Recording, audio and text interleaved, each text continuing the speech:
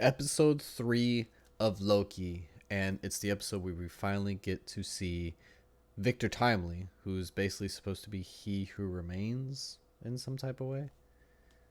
Well, he's supposed to. It feels like he's just taking over that spot because the Miss Minutes was given that plan by he who remains for if all else fails and we needed to start from scratch. So yeah, like you were saying before, Victor Timely is King the Conqueror because it said publicly an inventor, minor industrial titan, and founder and mayor of the town of Timely, Wisconsin. Victor Timely was just king in disguise. Because remember, he said he had to go to Wisconsin because his lab is in Wisconsin, but he was just bullshitting over there in Chicago with like his Right. inventions and stuff.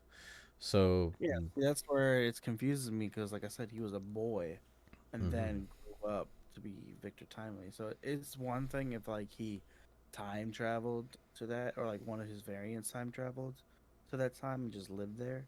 mm-hmm, Because I mean that's happened throughout the comics with other variants, like with Ramatut. He time traveled to ancient Egypt and mm-hmm. became a pharaoh there. Uh, he time traveled to modern day and became the owner of the new Avengers building that we saw in in the first season. Right. Like QENG, it's called Kang. Also, the when you said the MC version of Victor Timely is played by Nathaniel Richards, says it Right. right there. I So mean, yeah, wouldn't that all variants of Kang, He Who Remains, Victor Timely, like anybody who's Jonathan Majors pretty much playing is all Nathaniel Richards, even Iron Lad. right? It's Um, Nathaniel Richards. yeah. So, but here's my thing: is like Nathaniel Richards, like I said, was born in the 2300s. Uh huh. So How does he come? unless He Who Remains sent himself as a kid all the way to the past, because remember he said he planned this, or at least Mm. Miss Minutes was saying He Who Remained planned this for his impending death. So, But wouldn't it uh, make more sense to just go to Nathaniel Richards though? what do you mean? Oh, it's like the The original. 2300, wouldn't it make more sense? Because he's more advanced. Because what Victor Timely was doing, he was creating the what was the name of it? The loom. Wasn't Mm-hmm. he creating? He was creating the loom, and obviously it was a prototype. It ultimately failed. Blah blah blah. Wouldn't you think, logically, that Nathaniel Richards in 2300 would have already had a more advanced loom? You just take him, and then you. I think that's really what happened. Was that he created the loom in the 2300s or whatever? Um, but this is He Who Remains. So like, he was the only variant of Kang that I think he's the one who created the loom. It wasn't really like the other variants or anything. He's the one Mm-hmm. that created it to end the multiversal war. Um, So it says right here he invented a device called the time platform, which allows him to travel through time. So that's the loom, right? no, No, no, the no. loom That's is the the that's temp. the thing that Sylvie had at the end, right? His No, tempad. kinda. Yeah. It says time platform, which allows him to travel through time. Isn't that just the same as the tempad? I think that's his the thing he had in Ant Man and the Wasp. I think that's what that is, if I'm not mistaken. But that was okay. But it's saying Nathaniel Richards. That's what he created. Because I tried to look up, did Nathaniel Richards create the loom, the Lumion legacy? It's just that part really that confused me with him being a kid. But like I said, it could have been He Remains, maybe time traveled to when he was born or when he was younger, kind of like kidnapped himself, I guess, and then planted him in 1880 something so that he can then do that. Yeah. Because I mean, it may have just been the situation, but it didn't look like there were any parents around young Victor Timely. Yeah, and he never mentions them, at least not yet.